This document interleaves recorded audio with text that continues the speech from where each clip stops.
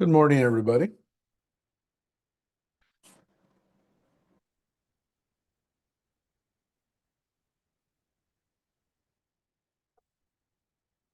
Good morning. Everybody's coming in. I'm letting people in. Or login. Hello.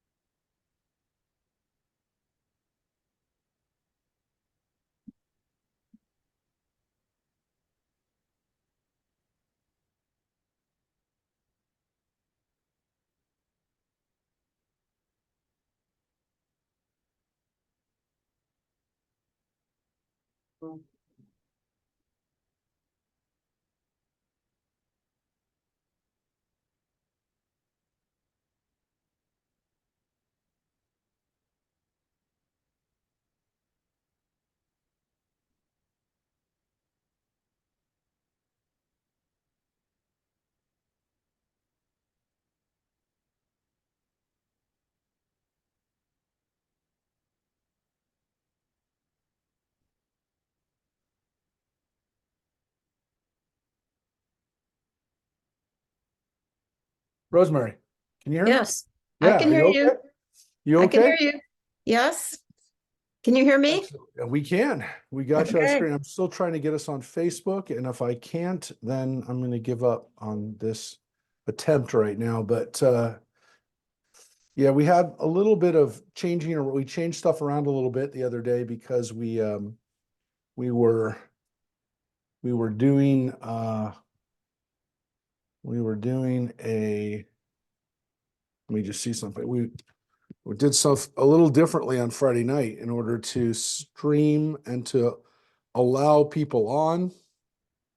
The Stolmans are on their way out of town today. So, and then my phone got stolen on Sunday. So No, while I was traveling. So yes, and so my phone is not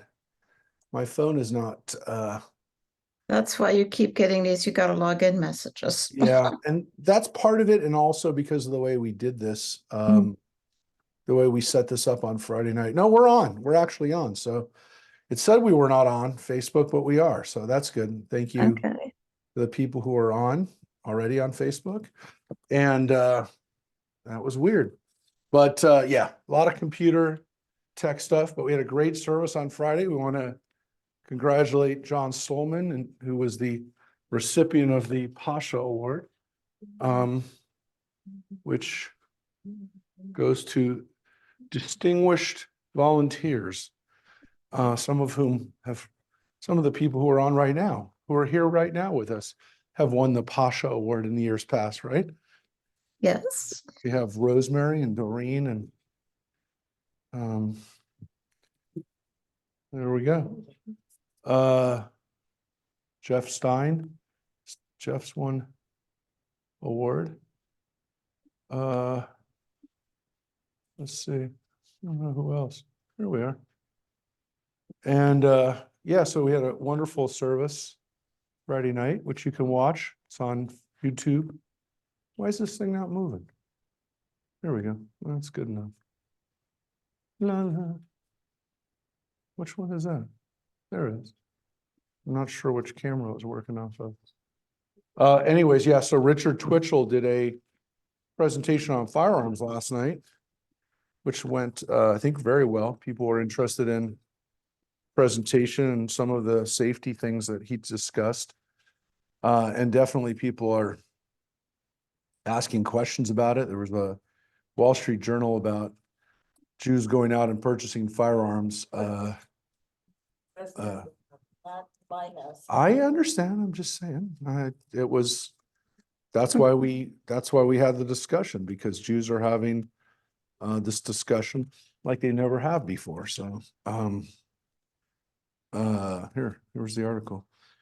I don't know if I can bring it up. Let's see.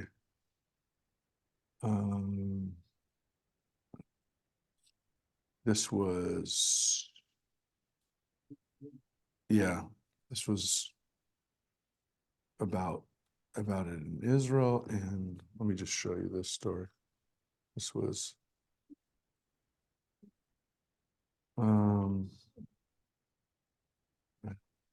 anyways, it was November.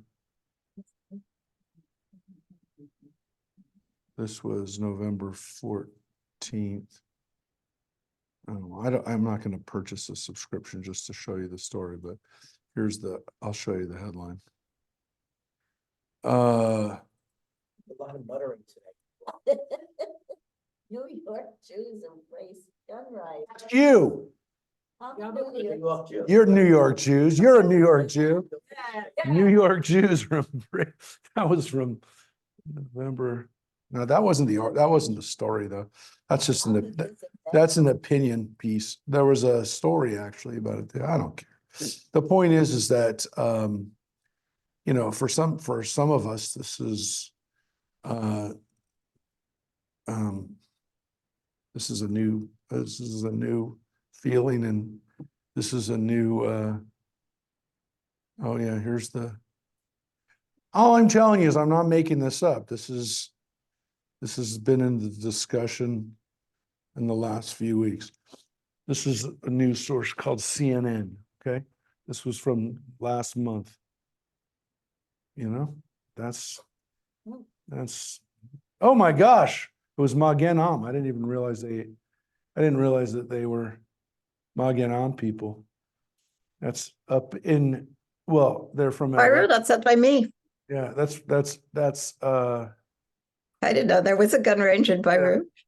so Magen Am is primarily Jews from the West Side that have created a defense, you know, group to help Jews in their very Jewish areas of Pico Robertson, and so Magen Am is anyways. This is an article that CNN did. So, like I said, I mean, this is now in the discussion.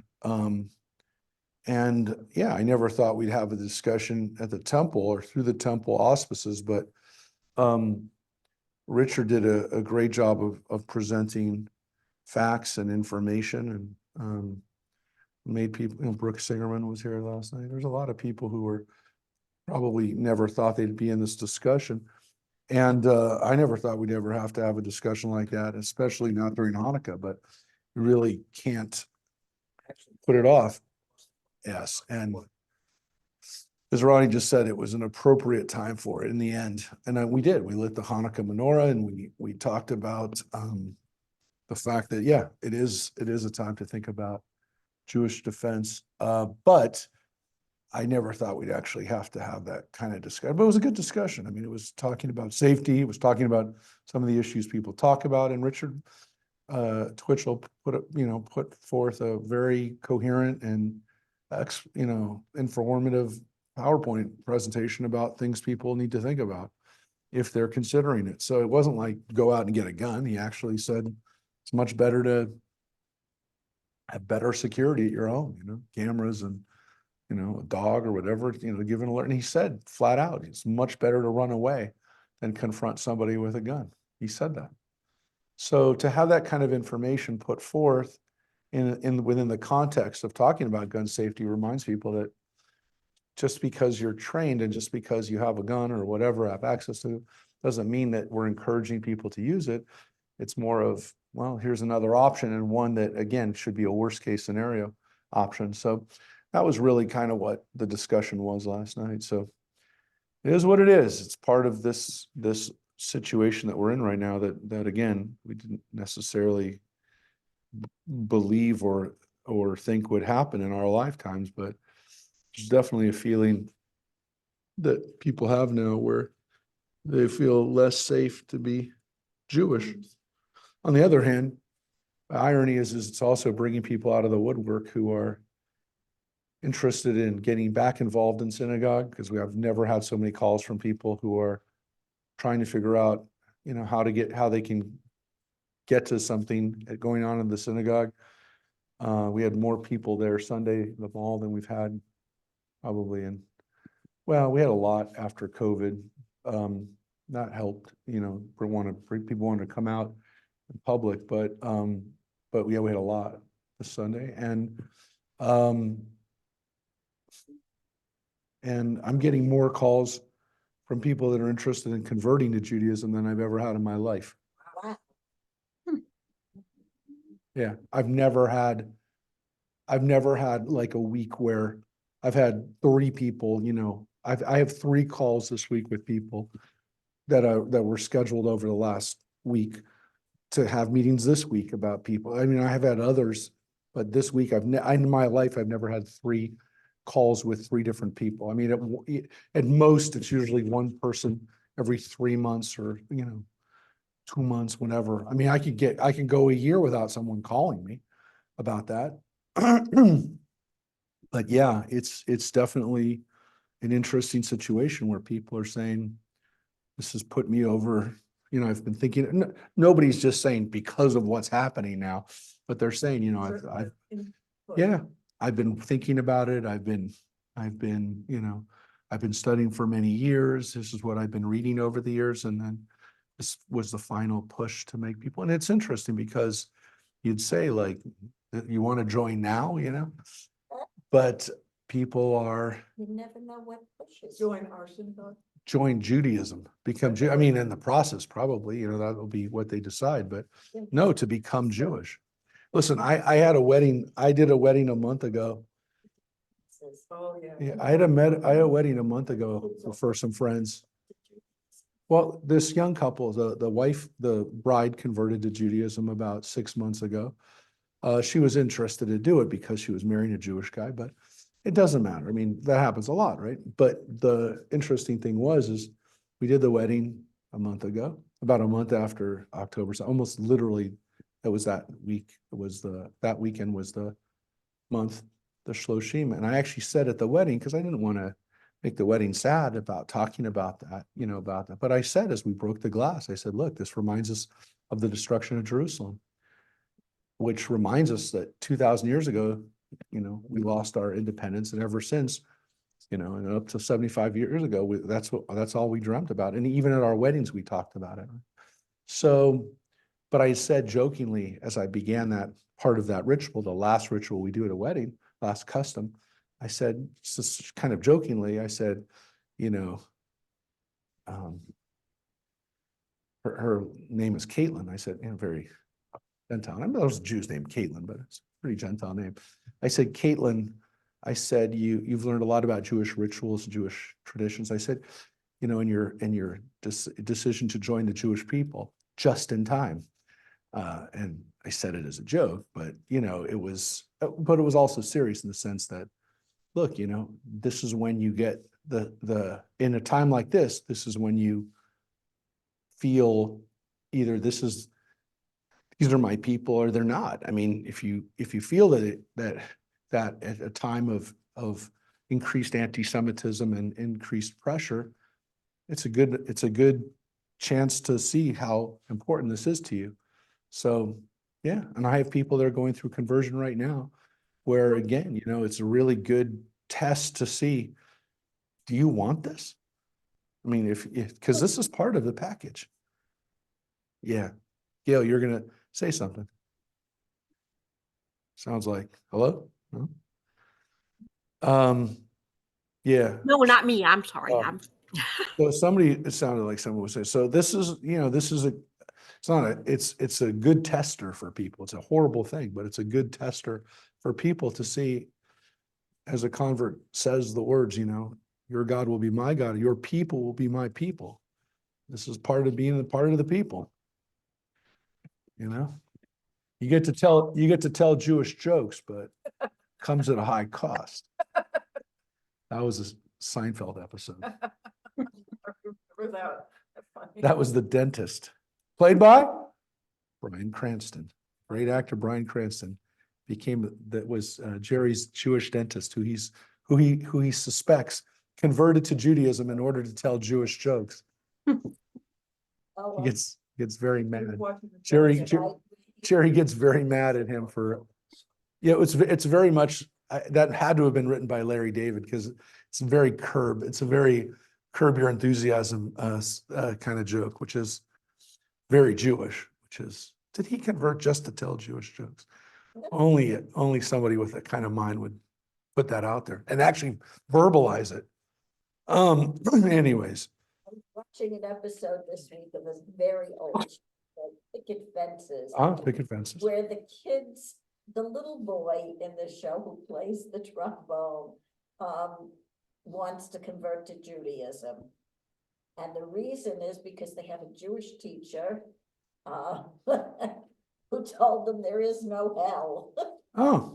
So 7 kids in the class want to convert to Judaism. Because there's no hell. Well, That was Picket Fences. That's a good. it's a charming show. Well, Fivish Finkel was on that show, so that was very. And Zelda Rubinstein, the little person. Yep. She's hilarious. Yep.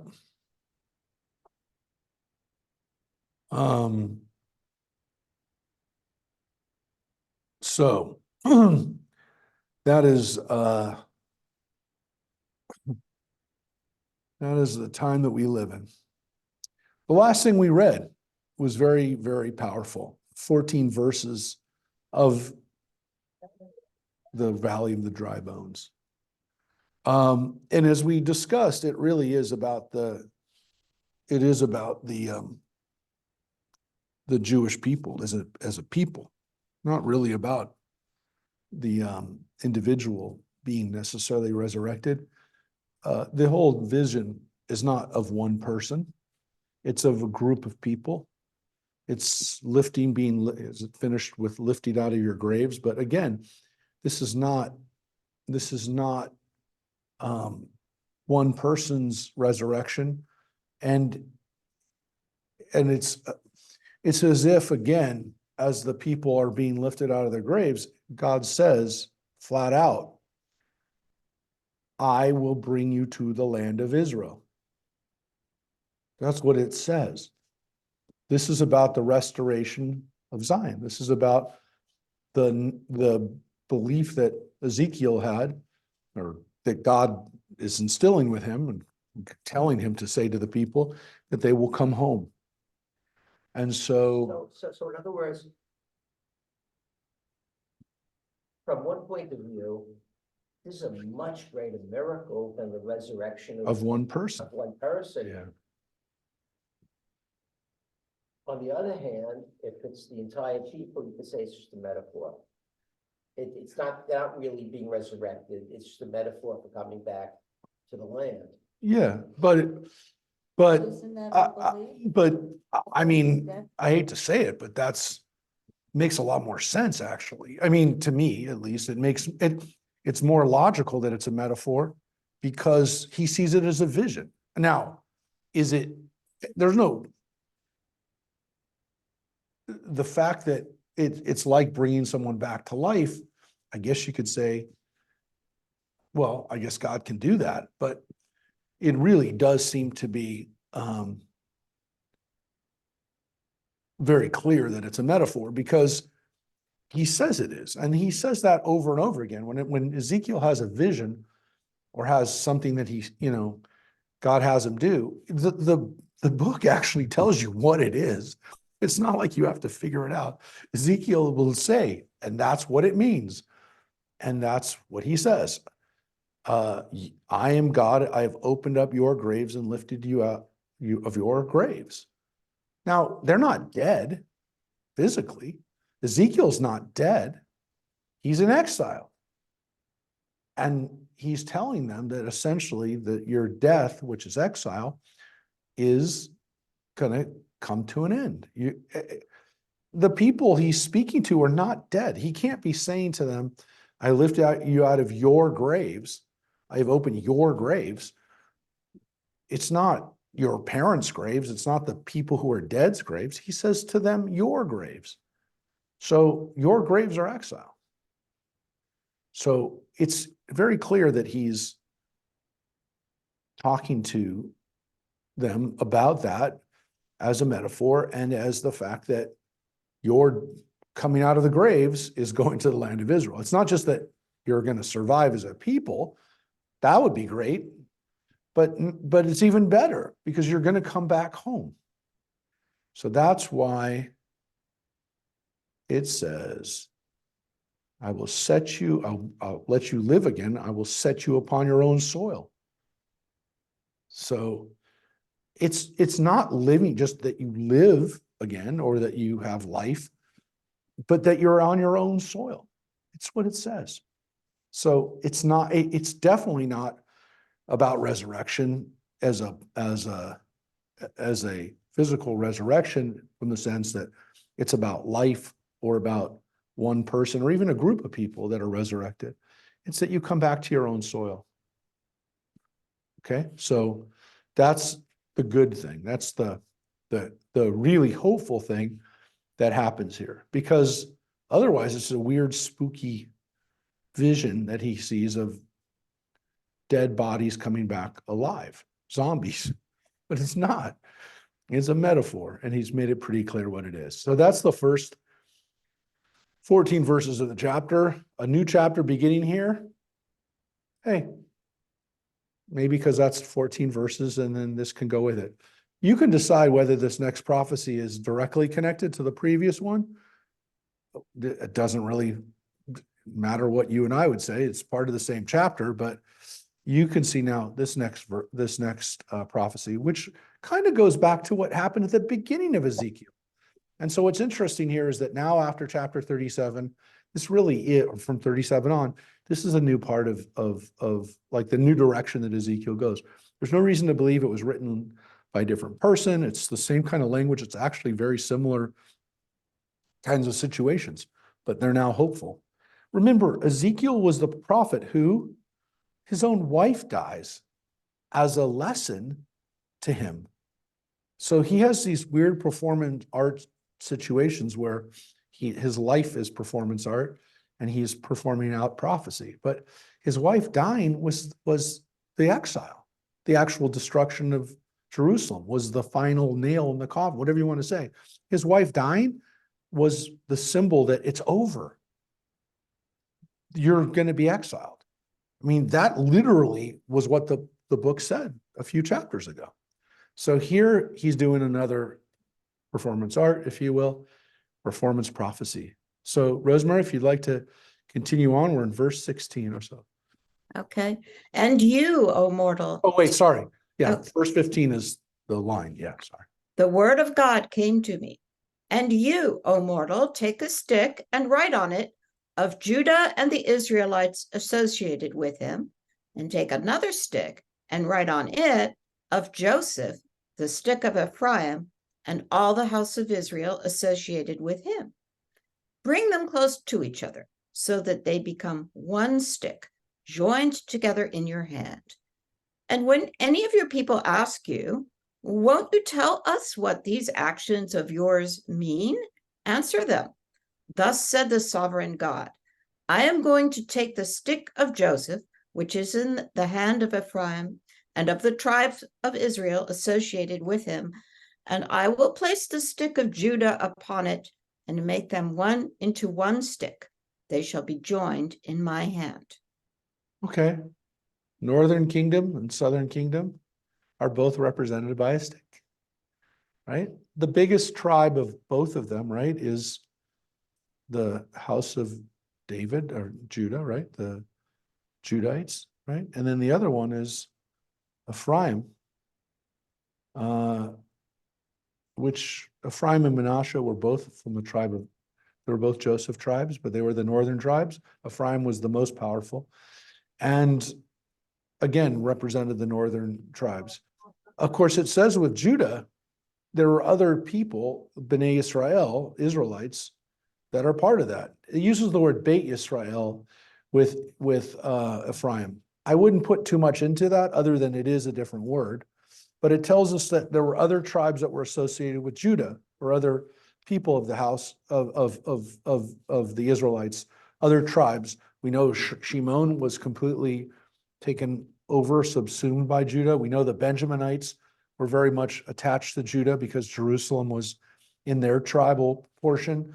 And there were probably, again, other Israelite tribes that had become attached to Judah. So it says not just Judah, but the other tribes that are associated. And then, of course, everybody is coming together. So what does this mean again? They're all in one hand. Well, you can figure it out. You shall hold up before their eyes the sticks that you have inscribed, and you shall declare to them, thus said the sovereign God, I am going to take the Israelite people from among the nations they have gone to and gather them from every quarter and bring them to their own land. Yeah, it's not really hard to figure out. They're bringing them all together in one hand. All the tribes, they're not separate anymore. They're not separate kingdoms. They're all one together. Pretty simple. And it's also tells you, you don't have to really figure it out. In case you didn't figure it out, it told you. I will make them a single nation in the land on the hills of Israel, and one king shall be king of them all. Never again shall they be two nations, and never again shall they be divided into two kingdoms. Nor shall they ever again defile themselves by their fetishes and their abhorrent things, and by their other transgressions.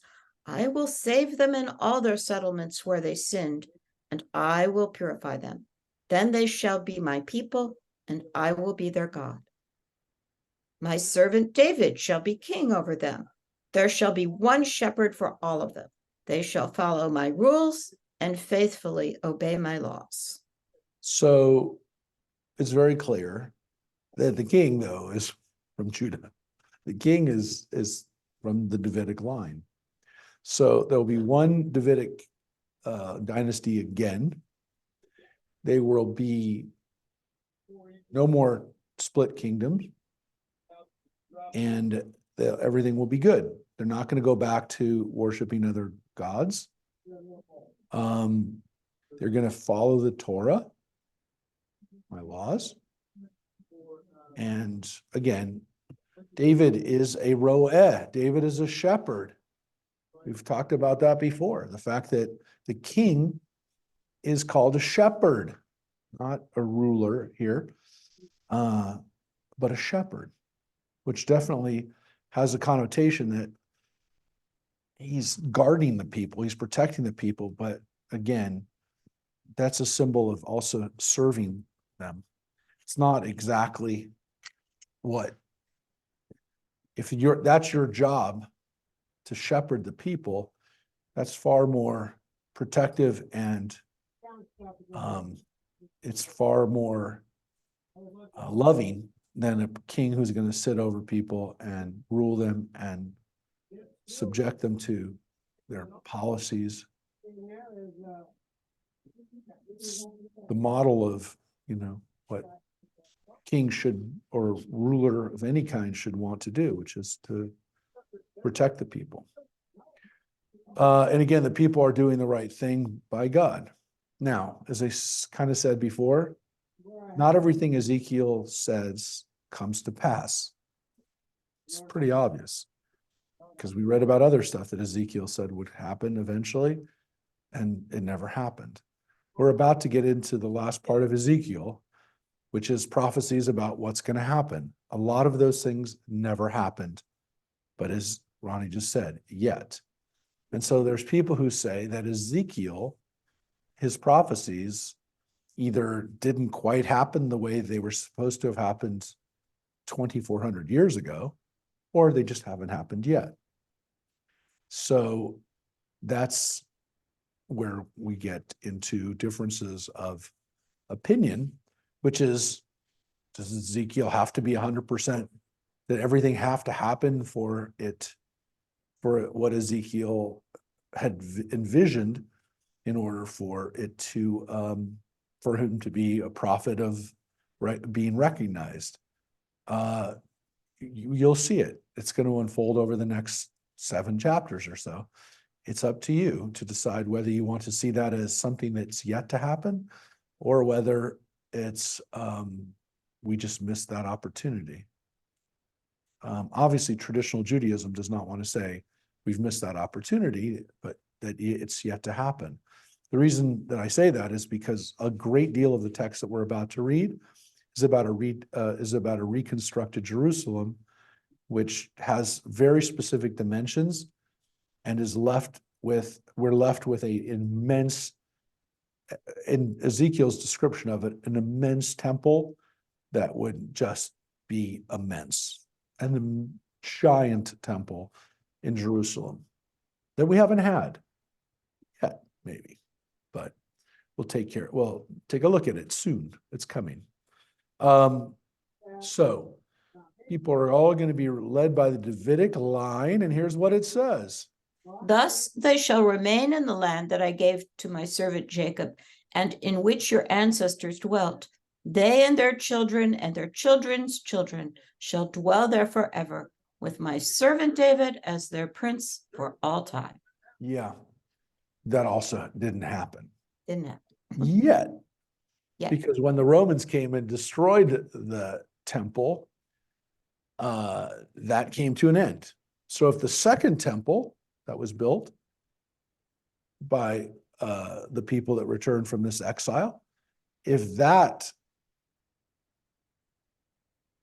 wasn't this, because it says it'll be there forever, which they weren't. They were there for 500 more years, which is a long time.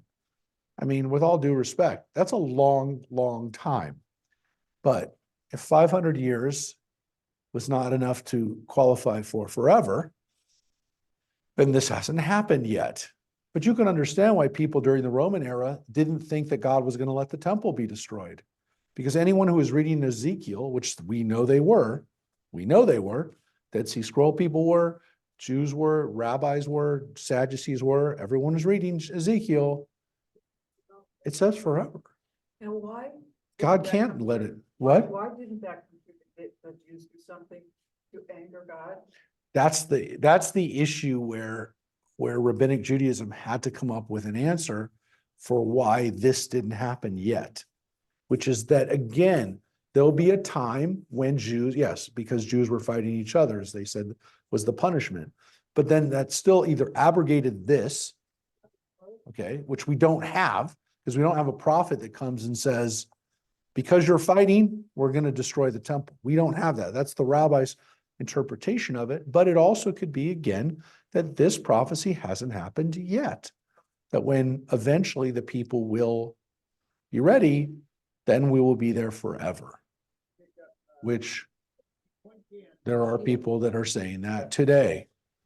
And so when people from Chabad or anybody else who says today, it's not just Chabad, but when there are people who live in the land of Israel who say that this prophecy is going to happen, then it'll happen tomorrow. But there is a real hope that when the next time it happens, it's this happening. The Satmar Hasidim, some of them, not all of them, but the Neturei Karta, believe that this has to happen. Otherwise, it's not legit.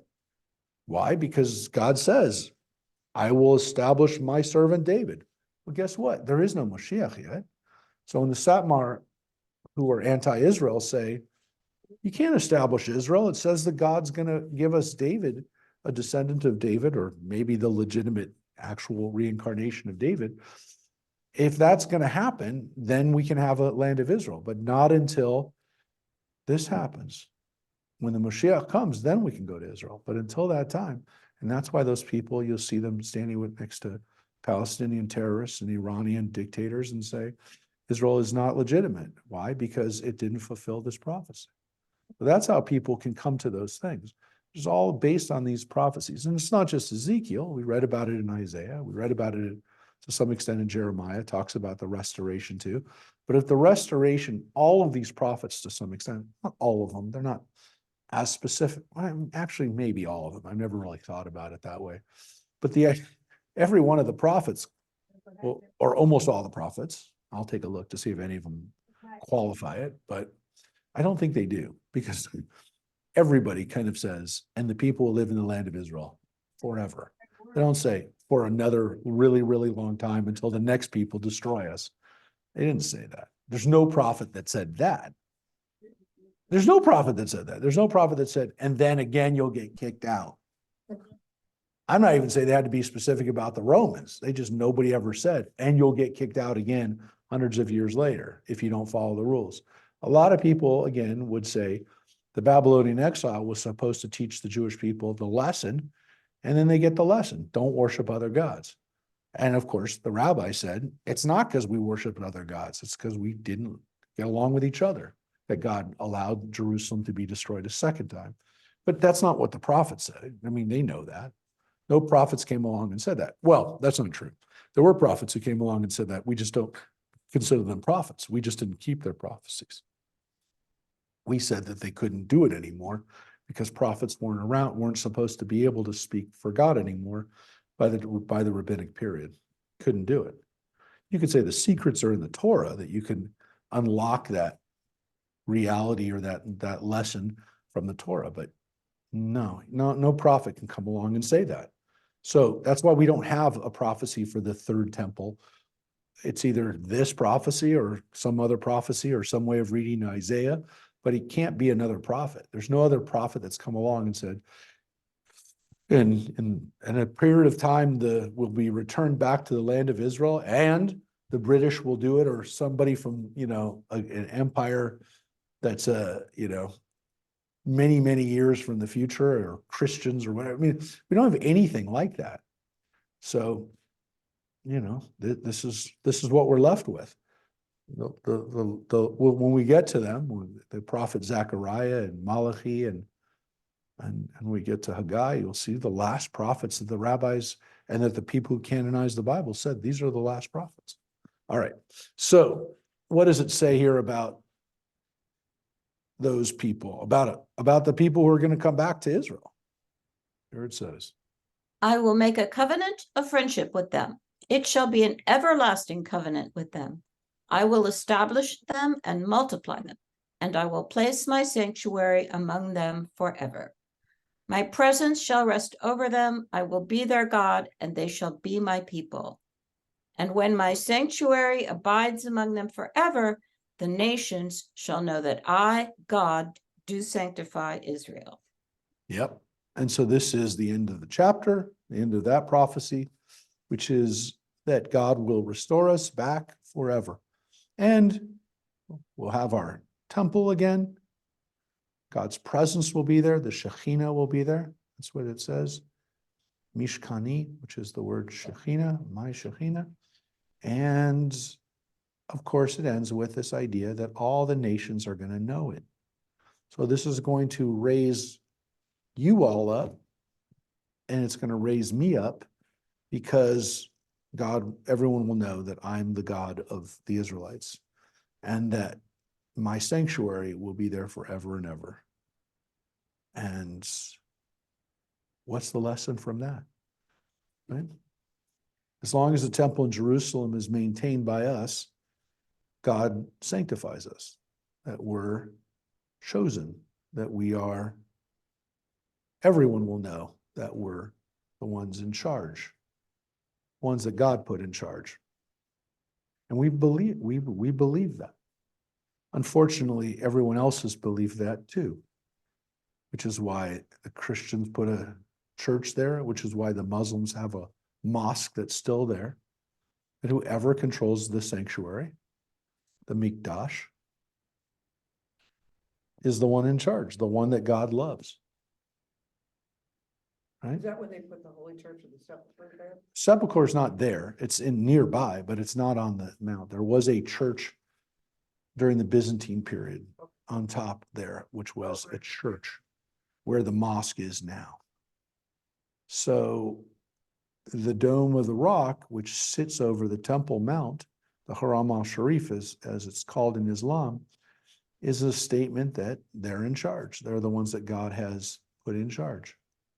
So whoever controls that essentially are the ones that, How long has it been there? the mosque? Well, the mosque was there for about 400 years, 300 years, and then the Christian crusaders came in and destroyed it. So for about 100 years, they weren't in charge of Jerusalem. The Christians were. And then about 100 years after that, the Muslims came in. And for most of the last 700 years, they've controlled the mosque, which is still there. Right? But they didn't forbid us from setting forth there. I mean, because we were there in 1983 and we Yeah. took off our shoes and we went in. Yeah, you But I can won't have- go in. If it's the time when you can go in, you can go in, right?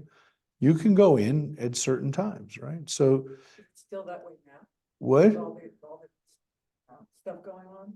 is what like Like, that? could I, if we visited Israel tomorrow, could I go? we could Not go right back? now. No. Not right now, but at certain times you can. Let me show you. This is a mural. This is a mural that is in Iran right now. This is Iran. This is Iran, right? This is a mural that's in Iran. This shows Muslims from all around the world with flags from all around the world marching to Jerusalem. Bless you. Thank you. This is in Tehran right now, right? So here's the Dome of the Rock. There is no Jewish control of Jerusalem, right? Bless you. But you see people from Turkey, from Iran, there's Syria, there's Palestine, there's Iraq, Syria, there's Lebanon. All these people are marching, Muslims are marching on to Jerusalem. So this is what jihad would look like. Now you notice they're not carrying weapons, which is nice, but they are carrying backpacks and they are flooding the holy temple of They're all Islam. men. They're all men. Isn't that I was interesting? gonna say that, yeah. But this is what is called this is the vision that exists today. This is not from 100 years ago. This is right now. It's all because there are no bathrooms along the way. Look at that. So when we talk about it, and when we talk about the attack on Israel 2 months ago, what was it called? What did they call it? What did the Palestinians call the attack? They don't call it October 7th. They called it the Al-Quds flood. That's the Arabic. They called it Al-Quds flood. That's what the name of that was. Al-Quds means the holy city. Al-Quds is the Arabic for the Beit HaMikdash. Quds is Arabic for Kodesh, Mikdash. It's the same word. So Al-Quds is what they call Jerusalem. In Arabic, Jerusalem is called Al-Quds. It's not called Jerusalem. It's called Al-Quds, the holy city, the holy. So, but it's based on this word, Mikdash, Beit HaMikdash. So that's their vision of what the Beit HaMikdash would look like when they liberate it. That's their vision. That's what we're fighting against. We're fighting against people who have that image in their head. An image of Jerusalem being not us being there and people coming there to Al-Quds. By the way, in all fairness, for Iran, it fits very nicely into their theology because not only is it anti-Israel, it's also not putting the holy cities of Mecca and Medina on top. Say they have other- They do. They have holy cities, but where are those holy cities? Saudi Arabia, who there is their greatest rival. Now, I'm not saying they 100%, I'm not saying Persians don't worship Mecca and Medina. They do. Their holy cities are their holy cities. Muhammad made them holy cities. But in their narrative and in the Iranian mindset, the holy city of Al-Quds, which they had helped liberate, I'm not saying that this, God forbid this should ever happen. But in their warped mind, if Al-Quds was ever liberated, which means we would have all of the people in Jerusalem would, our people, the Jewish people, probably most Christians would be dead. They would be in charge of it. The Iranians, as the liberators of Al-Quds, would be the ones who get to make the rules there. So my guess is that those would be, in their minds, liberating the holy cities outside of Saudi Arabia. And yeah, my guess is that if Iran had their way, they'd also liberate the holy cities of Saudi Arabia in the name of Shia Islam as well. So my guess is that none of us, if they lived out their fantasy, which is to make no Christians and Jews around the world around, they would start fighting amongst themselves. And, well, let me rephrase that. They would continue the fight amongst themselves to be who's in charge of Islam. So this fighting would not stop. Folks, 400,000 people have been killed in the last 7-8 years in Yemen. It has nothing to do with Jews, it has nothing to do with Christians. Those are 400,000 Muslims that have killed each other, primarily Shia and Sunni Muslims fighting in Yemen. 400,000. And with an estimated 300,000 of those being kids. No one talks about that. 300,000, including thousands in the last year that no one's talked about. Saudi Arabia's and United Arab Emirates are arming the southern Yemen group, and the Iran, they're Sunni, and the northern, which are Shia, are the Houthis, the Houthi rebels that you hear so much about. Those are the ones backed by Iran. Those are Shia, and they're fighting each other right now. Who's in charge of Yemen? Who can be in charge of Yemen? Which Muslim group is in charge of Yemen? And which country, essentially, power broker gets to control it? Because Saudi Arabia has been controlling it up until now, and Iran has it as a foothold in their own backyard. In the backyard of Saudi Arabia, they get to control that. So Iran has invested a lot of money into the Houthis.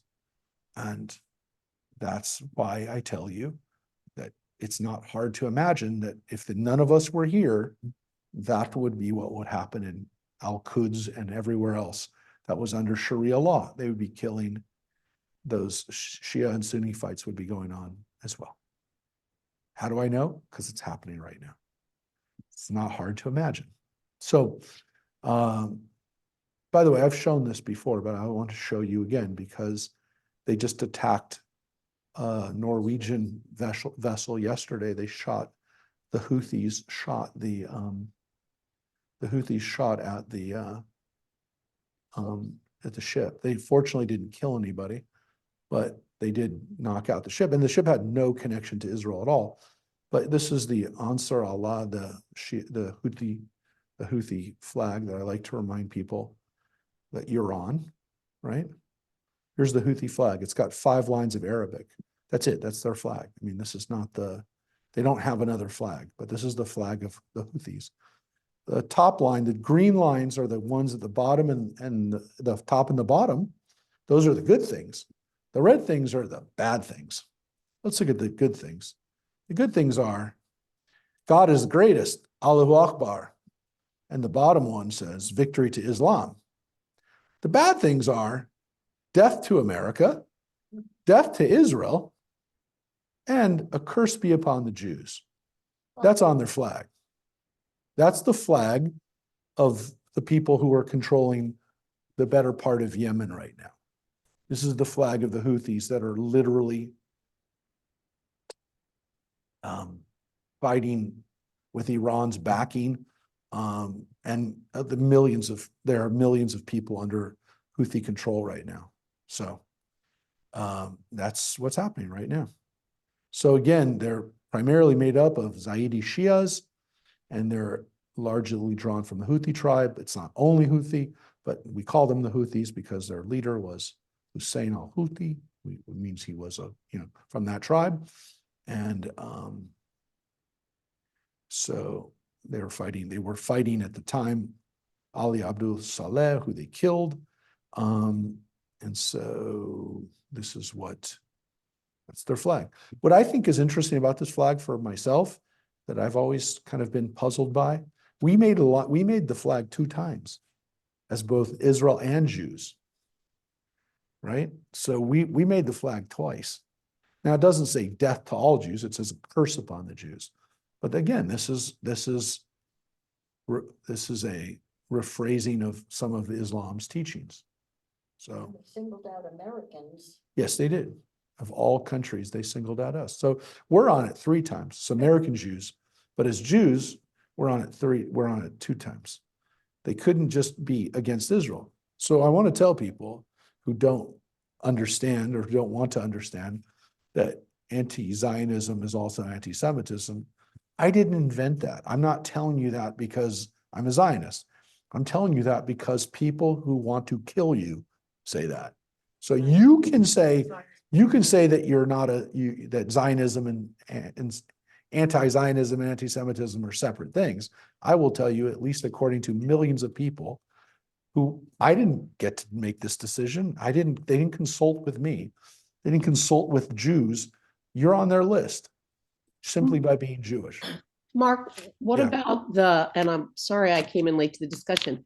What about there was just an article about a imam in, I think it was Thousand Oaks, who was very careful to say he has no problem with his Jewish neighbors, but has a problem with Israel. Now, he's an American born. Yeah, I understand. But so is Judith, I showed the video 2 weeks ago of Muslims in Thousand Oaks screaming Allahu Akbar, and that you are that you are going to hell as a Jew. I mean, I don't know what to tell you. I don't know which mosque he went to, the Thousand Oaks one or the one in Simi Valley. I think the one guy in particular was from Simi Valley, but I don't know what to tell you other than he was screaming in a bullhorn that we were going to hell. And he was also screaming that, again, it wasn't Israel. He used the term Jews. well, so then how do we get that message out? I don't know. I have a clearly, video of it. calmly, You can and see it. rationally You to can see it. what I'm talking about. Yeah, but I understand, but you can see it. You can also see, and I mean, I don't know what else to tell you. The video of Paul Kessler, I showed you. I showed it that the guy, that the woman, the doctor who was there trying to help him, turned to the men that were near her and said, "Can someone give me a scarf?" And one of the Muslim guys clearly says, "I will not help that Jew." Doesn't say I won't help that Israeli. He says, "I will not help that Yehudi." It's very clear. He says the word Yehudi very loud. That's the word you can hear. The other stuff you can't really hear until you hear him say Yehudi. And she says back to him, "It's okay. He's hurt." As if to say, he's hurt already. Let's help him. Nobody what helped. about nobody what is helped. the difference between the leadership and is it strictly this guy? And I don't know. think it was I Simi. don't know. I don't know, Judith. I don't know. They don't make that separation, which is why the curse to be the Jews is on the flag. You know, it's basically telling you, even if there wasn't Israel, the Jews would still be cursed. And that's the way it was for most of the last 2,000 years. In the last 1,300 years of Islam, we had no homeland. it didn't stop them from cursing us because the Quran does. I mean, it's not my problem. It's their problem. No, What? there's no good. No, it didn't say there's no good. At least we're people of the book. We're people who've taught the story, but our story is corrupted and we're cursed for not following the right way, which really was, we didn't accept But I mean, Muhammad as our prophet. Be fair, Once we didn't have the same message. correct, Once but you get into suppressionism or whatever the term is, I mean, basically that's the implication. yes, so super secessionism is based on a few lines that Jesus gives, which are essentially that, we're cursed because of us not accepting him. We, number one, don't know that Jesus said that, but even if he did say that, that is a problem, and it's a text that does exist. And Christianity, for the most part, has come up with answers for that. Most Christians, from the Catholic Church to most liberal Protestant denominations, don't see that as a line of a curse against the Jews anymore. They decided after the Holocaust that maybe they were responsible for part of it, and they decided that maybe that message wasn't a good message for the 20th century anymore. But in the meantime, yes, a lot of Jews were killed over the years because of that message. It allowed for Jews to be persecuted by the church.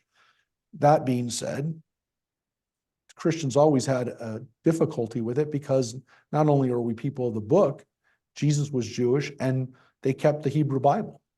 And so, of course, that allowed for them to read other parts of the Bible, including the book of Ezekiel, which talks about the restoration of Israel, which to them now is part, I'm saying that now, but to many Christians, as we know, that's part of their prophecy of what Jesus needs to have to come back, which is a reestablished Israel, which again is why so many fundamentalist Christians are supportive of Israel. So it's all part of a positive message.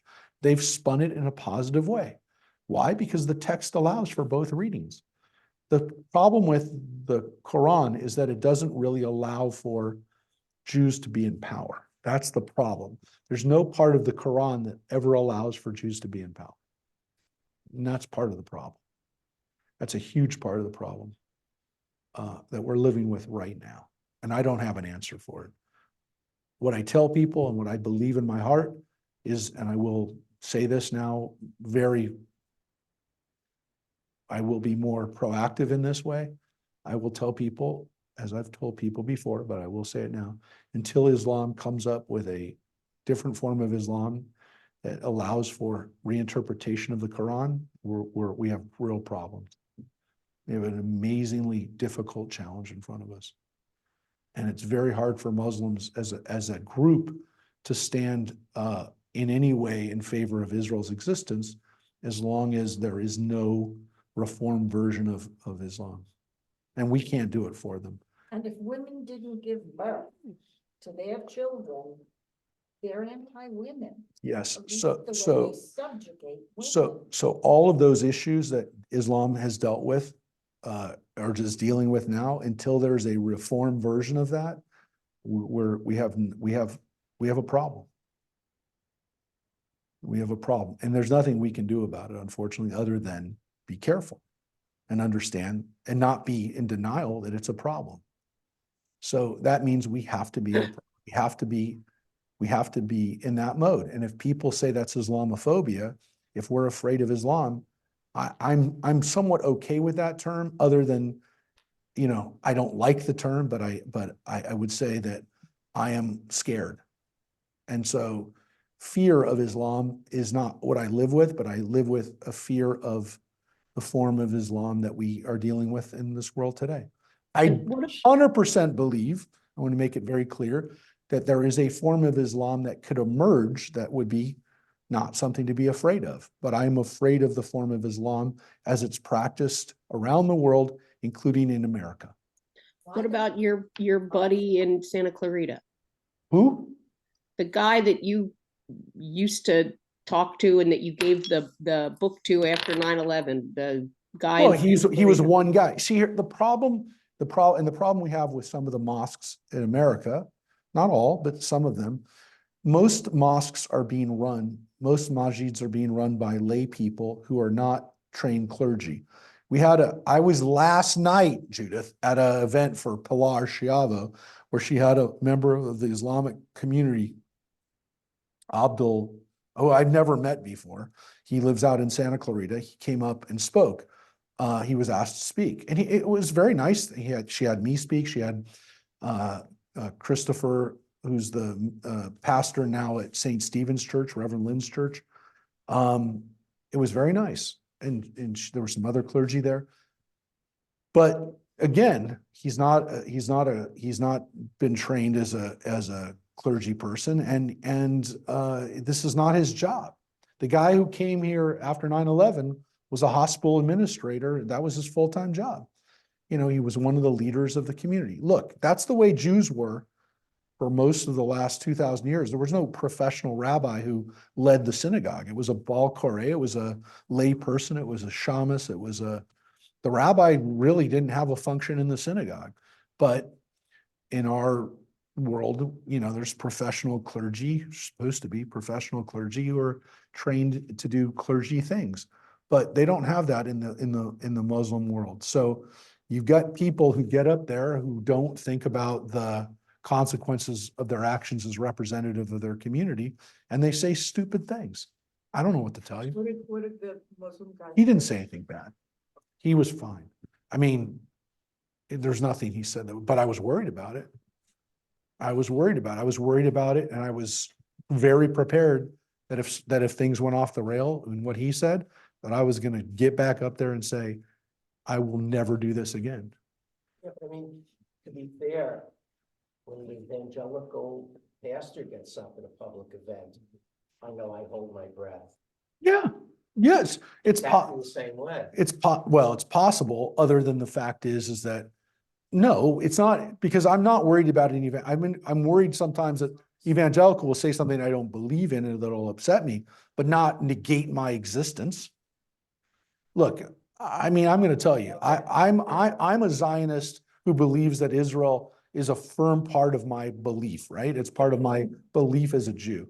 Look, not everybody has that belief. I do. I believe the Jewish people have a connection to the land of Israel, and I believe that is my faith. It's part of my faith. So if somebody negates my faith, then I have a problem with it. And again, I'm not necessarily going to beat the person up, but I'm not going to listen to that and have somebody insult my beliefs. And I'm definitely not, I don't want to share a bima with somebody who's going to do that. So it's not something I'm willing to debate. I'm not willing to debate my existence. So that's why I was worried about it. Again, I wasn't worried. I didn't think, I'm sure that they had been counseled not to say anything. I didn't say anything about the situation currently. Maybe she wanted me to, maybe they were expecting me to. I specifically said, it's a very dark time, and this is a very difficult time that people are worried about putting up their menorahs right now. And the captain was there, our police captain, Justin Diaz, was there from Santa Clarita. And I said, look, we have people who are afraid of putting up a menorah, and I have to leave here early because I have an event in a half an hour at our synagogue that I never thought I'd ever have, which is a firearm safety training class during Hanukkah. That's what we're doing tonight. So that's all I said about it. That's all I said about it. But then I went on to talk about how the police and the nurses and the firefighters and everybody in our community who are the shamases, who are, I said that, in Hebrew, the shamus, the word for shamus is a helper. And that shamus gets to be higher than everybody. And I said, Pilar, our assemblywoman, she gets to be the shamus, but she always gives credit. And I spoke, and I do believe it, that she's given credit to her staff and because she talked first, and she talked about how great her staff is. And I said, look, everybody here who helps on with that staff and who are recognized, and everybody, who does something in the community to help is a shamus, and is helping. Essentially, we all can aspire to that. So anyways, that was my little spiel. It had nothing to do with, I did not talk about Israel. Yeah. What I don't get is why the women don't rise up. Phyllis, I don't understand. Look, the Iranian revolution, that they were hoping was going to happen 10 years ago, was being led largely by women. The women who, again, this last year, that were fighting on behalf of a woman who was murdered by Islamic religious police, that's being led by women. I hope that it, I hope By it the is. husbands. Yeah, I'm hoping, Phyllis, that it does happen. And I'm hoping that women are going to be the leaders of it. And I believe that if Islam is going to be reformed, a lot of it will happen because of the women. But I mean, They it's had more rights completely- before this regime came in, because they were able to drive and they were able to go to well, work. no, in Iran, they are allowed to drive. The issue in Iran is there are different religious restrictions on women in Shia Islam than there are in Sunni Islam. It's all not good. I mean, I don't want to say that it's any of it's good, but they have a different set of issues that they have there. But I don't know. I think, again, that's a good indicator. The progress of women under Islamic law and in Muslim countries, majority Muslim countries, will be a good indicator.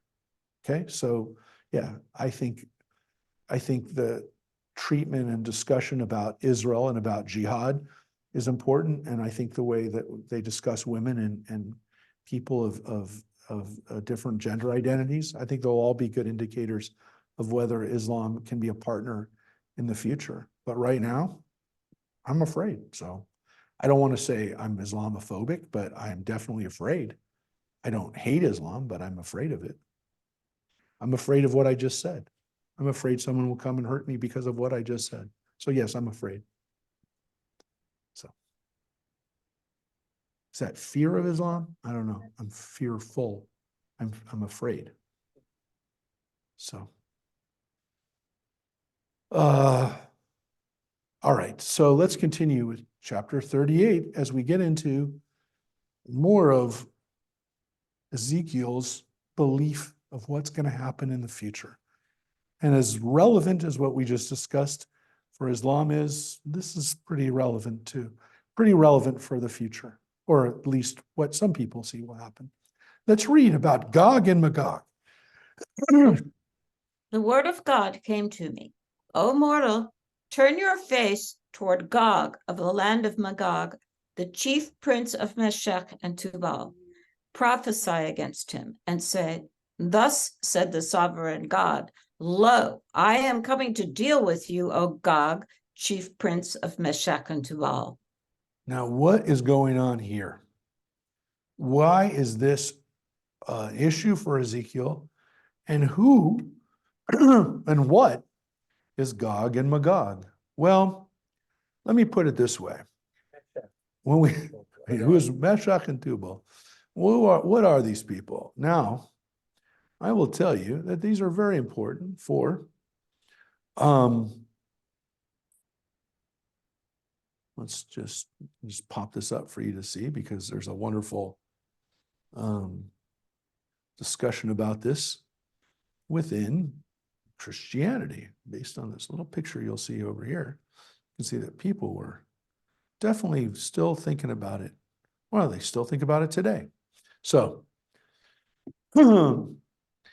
originally, and you can see it's also mentioned in the Quran, in Ezekiel 38, Gog is an individual and Magog is a land.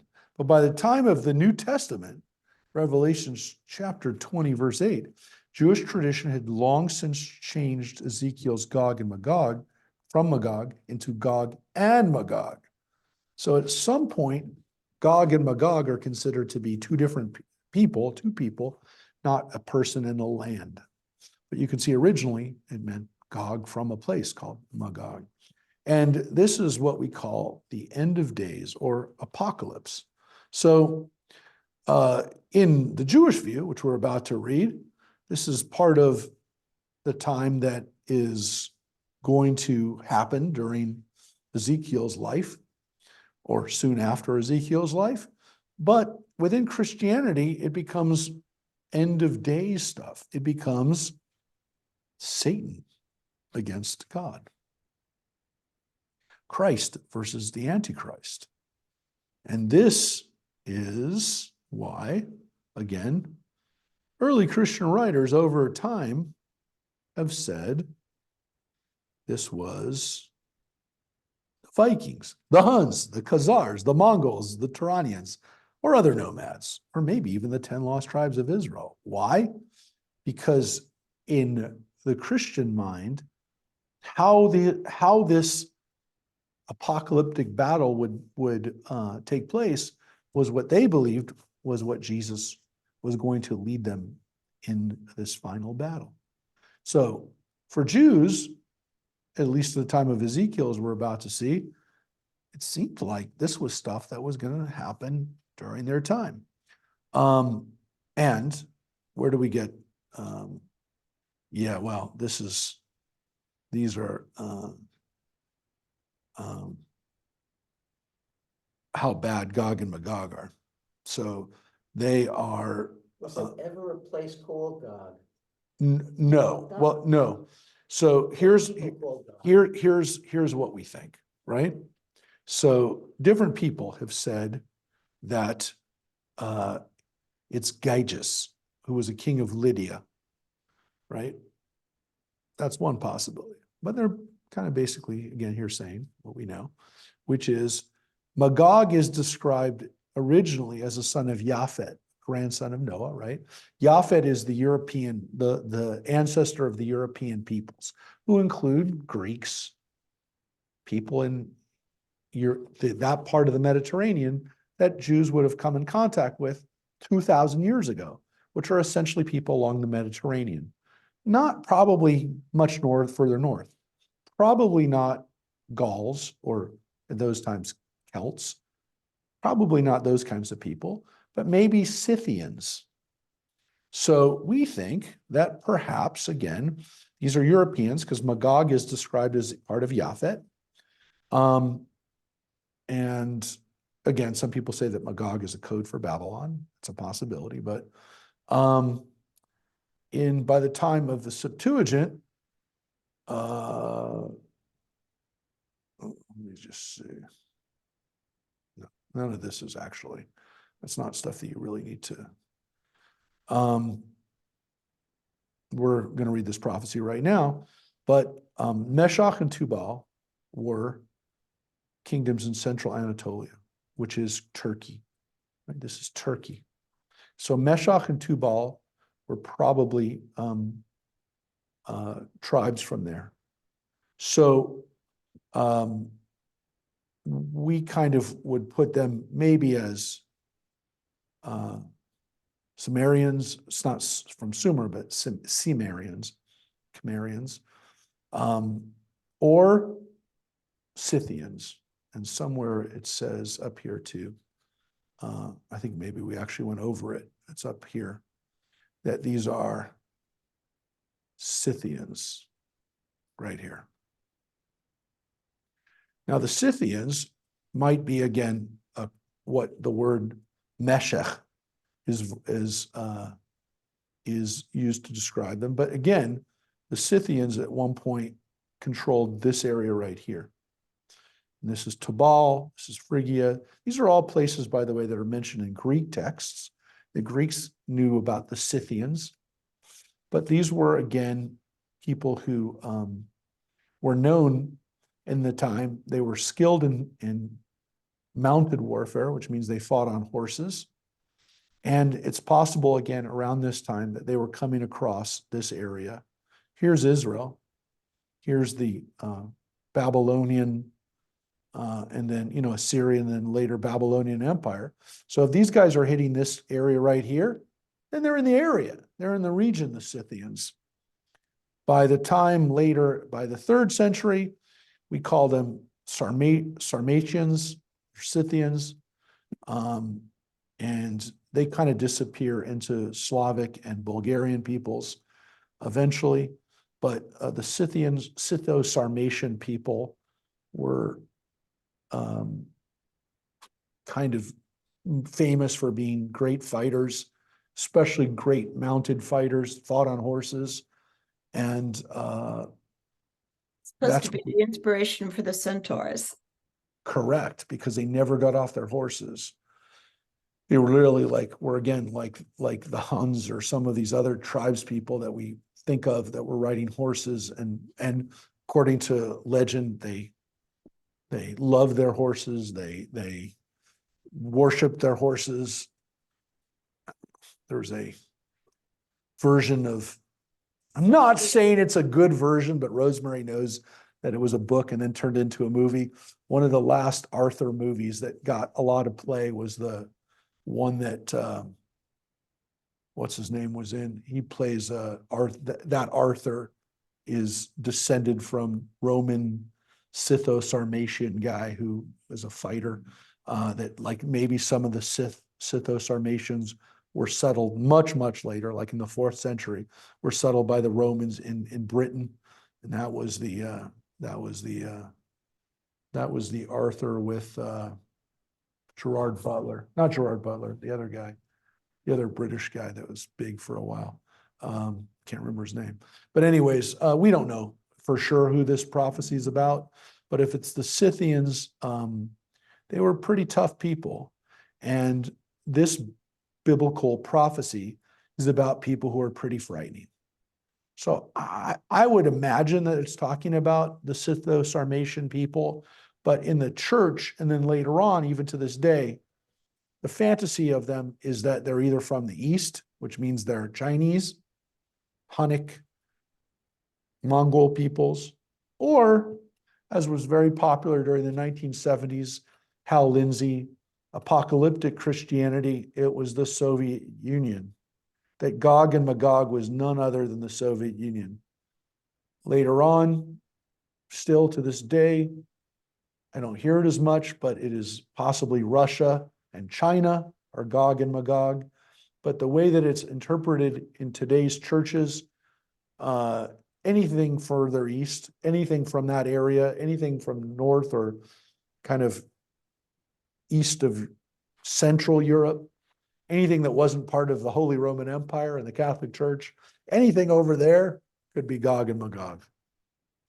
So it's been part of our backstory and our, as Americans and as people who live under primarily Christian understandings, this is still relevant, still people who are seeing this. But let's look at the full prophecy of Gog and Magog and why this has fascinated people. And again, it made it into the book of Revelations. The early church found this to be fascinating, and they found it to be relevant. And the new churches, later churches, including some of today's evangelical churches, still talk about Gog and Magog to this very day. All right, so let's read it. What is the actual Ezekiel? Where does it start? It starts here in the next chapter. I will turn you around and put hooks in your jaws and lead you out with all your army, horses and riders, all of them clothed in splendor, a vast assembly, all of them with bucklers and shields, wielding swords. Among them shall be Persia, Cush, and Put, everyone with shield and helmet, Gomer and all its cohorts, Bet Togarmah and the remotest parts of the north and all its cohorts, the many peoples with you. Yeah, so this fighting that's going on includes Persia, Cush, and Put, which again are in Africa. Persia is obviously Persia. Gomer, we just talk about maybe the Sumerians. Beth Togarmah, Togarmah is also mentioned in the book of Genesis as kind of an area in Turkey. So again, this is a huge army made up of people all the way from Persia all the way to North Africa. Be ready. Prepare yourselves, you and all the battalions mustered about you, and hold yourself in reserve for them. After a long time, you shall be summoned. In the distant future, you shall march against the land of a people restored from the sword, gathered from the midst of many peoples, against the mountains of Israel, which have long lain desolate, a people liberated from the nations, and now all dwelling secure. Now, the reason that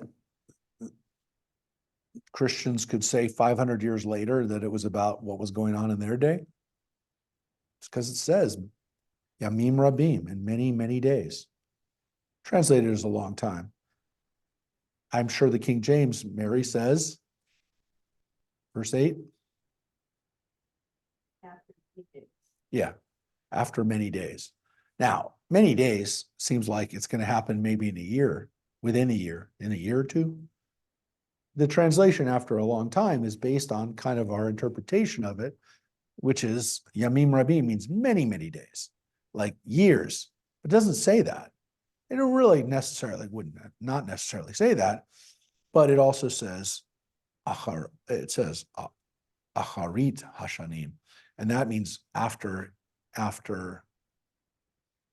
many years. If we translate shanim as years, but what does the King James say? In the latter years, right? So acharit doesn't just mean after many or after years and years, but acharit shanim means in the end of days. So that's why it doesn't say that here, but we'll say that in a Christian translation at the end of days. The word acharit means after, it means achar, after. So after many years, this is distant future, many years.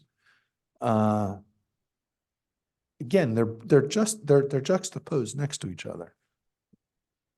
They're synonyms. It's biblical poetry, right? After a long time, you shall be summoned. In the distant future, you shall march. Okay? So you're going to battle in the future. Is it 2 years from now? 5 years from now? Is it 500 years from now? Is it 2,500 years from now?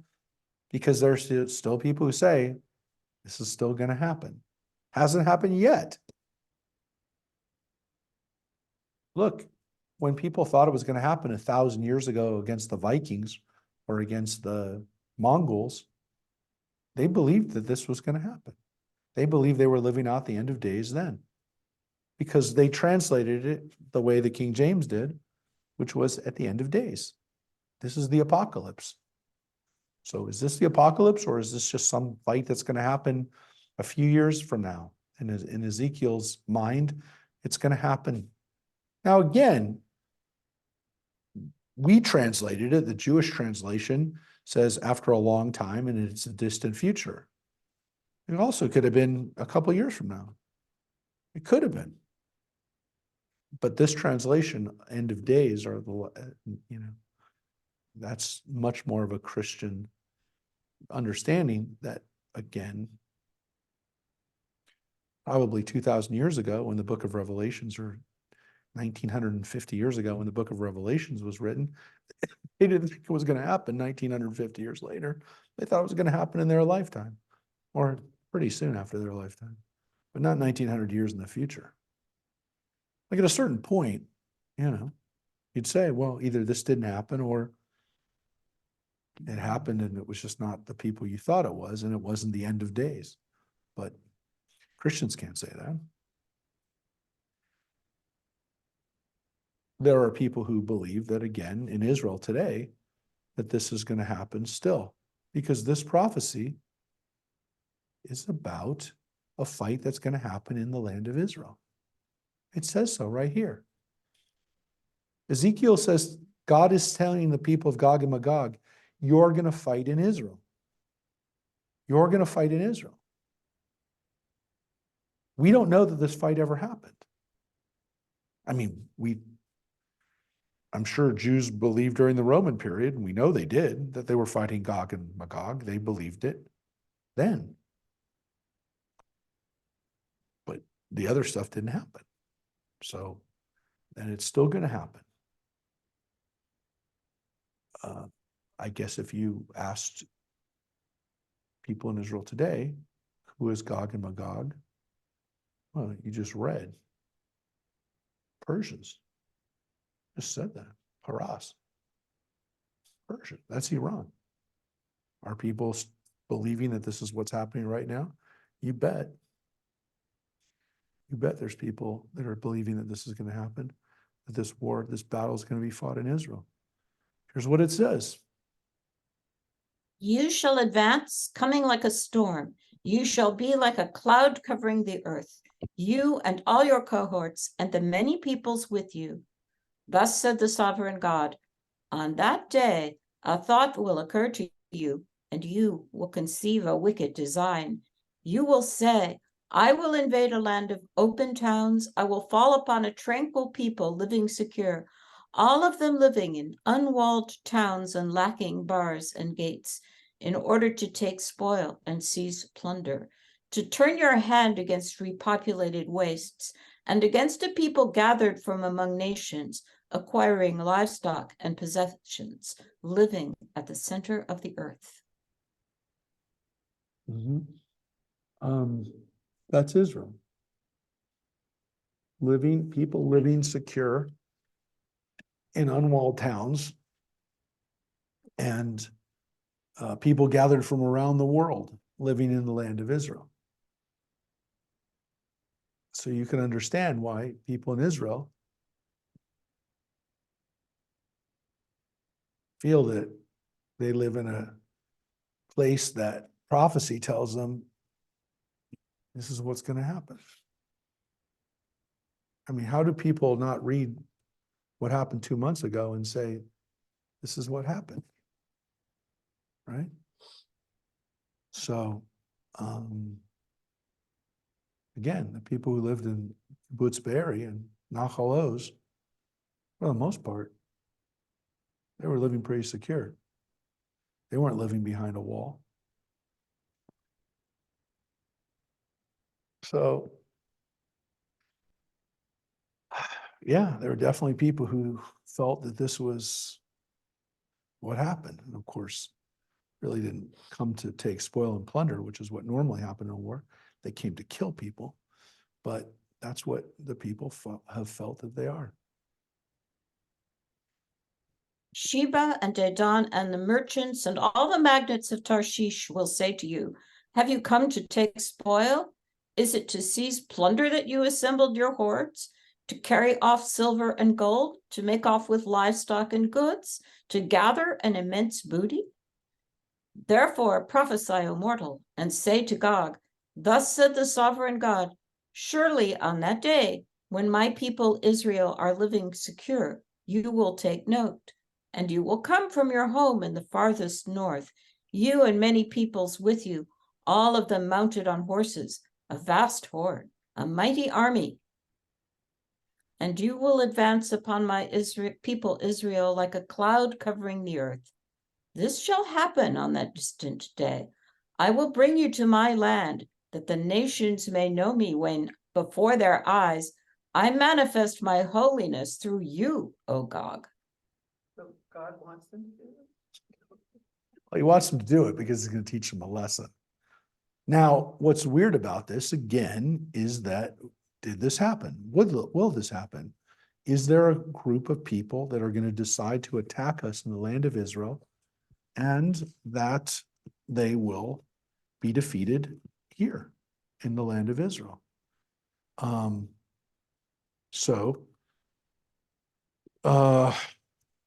You know, when you read that, when you read about that, it's difficult to not feel that every time was a part of that. But when did it happen? When will it happen? Did it happen with the Romans? Did it happen in the Mongol raids in 1260, when the Mongols, who were well known to ride on horses, right? And they decided to conquer Syria, right? And so the Mongol parties reached as far as Ashkelon and possibly Jerusalem. This was when Jerusalem was under control of Islam. The Muslims had just previously, right? They just previously, if you look here, right, 1260 and 1300, the Crusaders had been kicked out of Jerusalem around 1200. So about 50 or 60 years later, the Mongols come crashing through Baghdad and coming through Damascus, making their way down through that area, right? And again, this is after Genghis Khan had already died, but they're coming through. The Mongol invasion comes through, right? And according to this, they killed Samaritan Jews or Samaritan Israelites, killed them, right? But look what Hulagu, the descendant of Genghis Khan, does. He sent a message to King Louis of France saying the Mongols had remitted Jerusalem to the Christians. We don't know that that happened. But were there Christians who believed that the Mongol sack of the Muslims was going to allow them a second crack at Jerusalem? Well, they must have. But again, when you look at this, the Crusades hadn't stopped, right? Because you can see Richard the Lionhearted decided that they were going to lead another crusade against, and it's the same Richard the Lionhearted, Richard of Robin Hood and all those other Richard the Lionhearted, right? This was still going on, right? So the idea of a Christian Mongol alliance to defeat the Muslims, that was real. We don't talk about it, but it was part of the fascination there. So did it happen? I don't know. Were the Mongols there? I don't know. But they definitely rode on horses. But then again, so did the Scythians. And again, what's going to happen with these people? Well, let's read.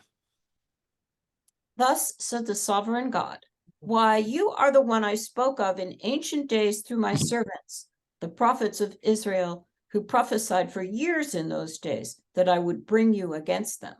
On that day, when Gog sets foot on the soil of Israel, declares the sovereign God, my raging anger shall flare up, for I have decreed in my indignation and in my blazing wrath, on that day a terrible earthquake shall befall the land of Israel.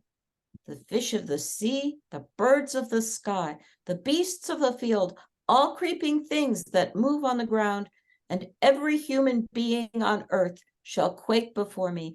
Mountains shall be overthrown, cliffs shall topple, and every wall shall crumble to the ground. I will then summon the sword against him through my mountains, declares the sovereign God, and every man's sword shall be turned against his kin. No. So why are you confused? Because at one point, he was telling Gog and Magog to go to Israel and destroy them. And now he's, if I'm correct or not, you let me know. Now he's telling them that if they come, this is what he's gonna do. Yeah, and there's going to be huge earthquakes and there's going to be like a cosmic battle. He sent them. to Correct. Israel. Okay, And he's using them as a way of showing how powerful God is. so Look. in the end run, he's gonna kill Magog, or Gog and Magog. They're going to, yes. Well, we haven't got to that part, but Okay. yes, you can imagine. But look, I mean, this is still, this is last year. Hal Lindsey, Gog, Magog, and, you know. Some people believe, could Putin be Gog? He sure could. Is he? You simply don't know, right? You say, right? Ezekiel 38:4. But Ukraine is not Israel. God did not put hooks in Putin's jaws, forcing him to, right? So this is still part of Christian, understanding of prophecy. So, is it going to be, is it going to happen, right? Is it going to happen in our day? Who is Gog, right? So it's going to be a huge war. Look what's going to happen to Gog. I will punish him with pestilence and with bloodshed, and I will pour torrential rain, hailstones, and sulfurous fire upon him, and his hordes, and the many peoples with him. Thus will I manifest my greatness and my holiness, and make myself known in the sight of many nations, and they shall know that I am God. Wow. That's not the end of it. Okay. So God's going to be manifest, right? People will know God is manifest when all this stuff will happen. So he's using Gog and Magog Yeah. to Yeah. show the Jewish people that this is what can happen. Okay. And I'm going to use them as an example. I'm going to destroy them. But he makes Gog and Magog feel like Yeah. they're doing what God wants them. Well, that they can do this. I mean, look, they're conquerors. They're people who would do it anyways to some extent. But I'm going to teach them a lesson. And again, like, I don't know, if I would have heard this, I would have said, I'm not going to do that then. If I was Gog, I'd say, no, I'll take a pass at that. I don't want to die. But basically, of course, he can't do anything other than what he's going to do. Here's what he says. It's continuing. This is the rest of the chapter, or the next chapter, rest of the prophecy. And you, O mortal, prophesy against Gog, and say, Thus said the sovereign God, I am going to deal with you, O Gog, chief prince of Meshech and Tubal. I will turn you around and drive you on, and I will take you from the far north and lead you toward the mountains of Israel. I will strike your bow from your left hand, and I will loosen the arrows from your right hand. Right. And again, tells us again, he's from Meshech and Tubal, from that area. It says, again, the way these guys fight, that they're going to come to Israel. This is where they're going to meet their doom. Again, Gog is a guy. Magog is the place, the city, the territory. Meshech and Tubal are also part of that territory. So again, wherever we understand Meshech and Tubal to be from, which again is probably Turkey, that area, the area around, again, north from there to the Caspian Sea, it says it's north. That we know. Again, this is where these people come from. Again, the most important part about this is it happens in the future. Is it distant future? Or is it 2 or 3 years from when the Jews are back? They're definitely back in the land of Israel when it happens. This doesn't happen to them in Persia. This doesn't happen to them in Babylonia. This doesn't happen to them in exile. This happens to them in the land of Israel, to us. Okay? So here's what it says. Ye shall fall on the mountains of Israel, you and all your battalions and all the peoples who are with you.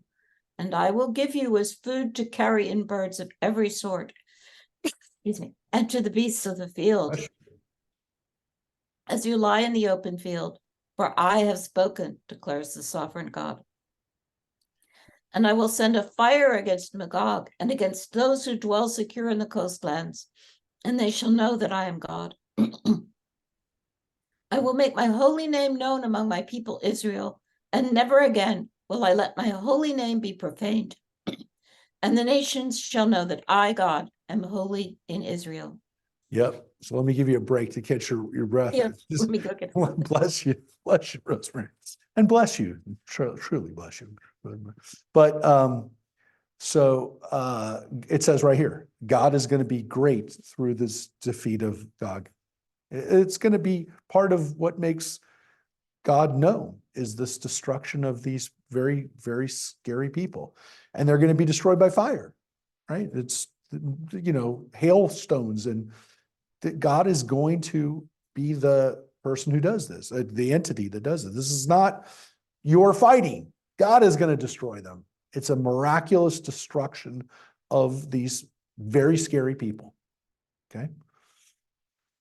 And again, the coastlands are the Phoenicians, the people that are kind of in the middle in Lebanon, between them and the north, between Turkey and down below. Look, I got news for you. The fact that Turkey one day could be Israel's, where the destruction comes from, is definitely possible with the current leader of Turkey, Erdogan.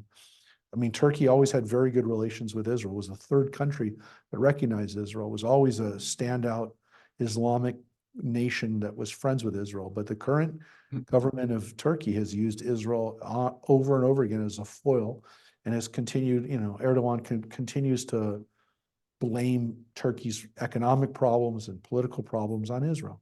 So is it possible that Turkey would be the place where this could come from? Absolutely, since Turkey has now reinforced its relationship with Hamas, and it's reinforced its relationship with Russia, and it's reinforced its relationship with Iran. There's a wonderful picture I just saw of these three people standing together. And it is interesting based on the prophecies of, like, I wouldn't have written that you have anything to do with Ukraine, though he did that a year ago. The Hal Lindsey site had it a year ago, but maybe I'm surprised he hasn't.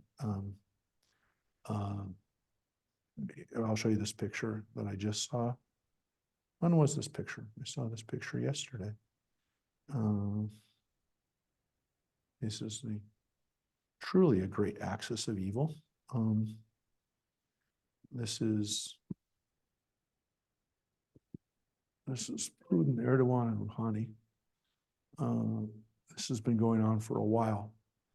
But this picture is the one that I saw yesterday. So that's Erdogan from Turkey. That's Rouhani from Iran. And there's our friend Putin. So that's a real picture, my friends. It's not a Photoshop picture. That's a picture of the axis of evil to some extent. What's very scary about that, of course, is that Turkey is a member of NATO still. So something we're not super excited about. Yep. It has come, it has happened, declares the sovereign God. This is that day that I decreed. Then the inhabitants of the cities of Israel will go out and make fires and feed them with the weapons, shields and bucklers, bows and arrows, clubs and spears. They shall use them as fuel for 7 years. What is a buckler? A shield. It's just another kind of. It's the word that they used here is, 2 words for magen, v'tzina. So they're using, bows and arrows, right? These are keshet v'chetzim. These are, like, you could use either one, but they're using them as poetic. Just was the plowshares, Yes. but it's Oh no, this is a weird one because you're actually going to use it as kindling. You're going to use their weapons as fuel, right? You're going to be burning them up and they're going to be using them. Yes, it's not even, as Ronnie just said, turning swords into players. You're actually going to be able to, well, here's what it says. They will not gather firewood in the fields or cut any in the forests, but will use the weapons as fuel for their fires. They will despoil those who despoiled them and plunder those who plundered them, declares the sovereign God. On that day, I will assign to Gog a burial site there in Israel, the valley of the travelers, east of the sea. It shall block the path of travelers, for there Gog and all his multitude will be buried. It shall be called the valley of Gog's multitude. Now that's pretty wild. There's going to be a burial site for Gog's army. That's valley dry bones. Yeah, except this one's not coming back to life, because here's what it says. The house of Israel shall spend 7 months burying them in order to purify the land. All the peoples of the land shall bury them. The day I manifest my glory shall bring renown to them, declares the sovereign God. Yeah. Again, why would it be to them and not to us? But it is, again, God's greatness is going to be manifest through the destruction of Gog's army. And it's going to take you 7 months just to bury all the people. It's pretty wild. So you can understand why, again, this hasn't quite happened yet, because whatever war it is, Israel doesn't really even have to fight it. God is going to fight it for us. God's going to destroy these people. But it definitely happens when we're there, when we're in the land of Israel. And they shall appoint members of a corps to traverse the land and bury any invaders who remain above ground in order to purify it. The search shall go on for a period of 7 months. As those who traverse the country make their rounds, any one of them who sees a human bone shall erect a marker beside it, until the barriers have interred them in the valley of Gog's multitude. Wow. So they got to all be buried. They got to get them off the land, right? They can't be defiling the land with their dead bodies. But it's going to take 7 months for you to go around and it's so many bodies that you're going to have to carry them, and bury them in the field of this. I mean, that's an amazing thing to think about. But And it's the Valley of God's multitude actually. no, it didn't happen. Oh. So because this hasn't happened, people have, not had a problem of what this is going to be like. But again, you can't have dead bodies exposed in the land in Israel. It goes against Jewish law. Everyone has to be buried. But again, these people are going to be buried in their own big burial ground for all of these people. And this is, well, There shall also be a city named Multitude, and thus the land shall be purified. And you, oh, wait, so I'll just show you the note. Well, I mean, it's what it says. Mary, what does your translation say for verse 16? What does it say?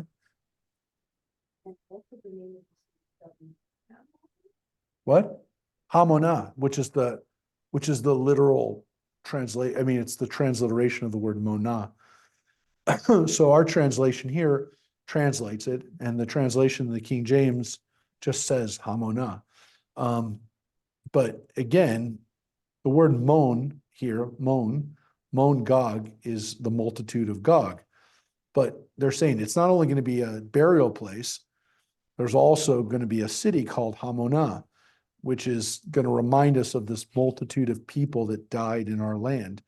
So somewhere near the place, the burial, there'll be a city called the multitude. It's not going to be called the burial multitude. It's going to be the multitude to remind us that this is where this multitude of people died when they came to attack us.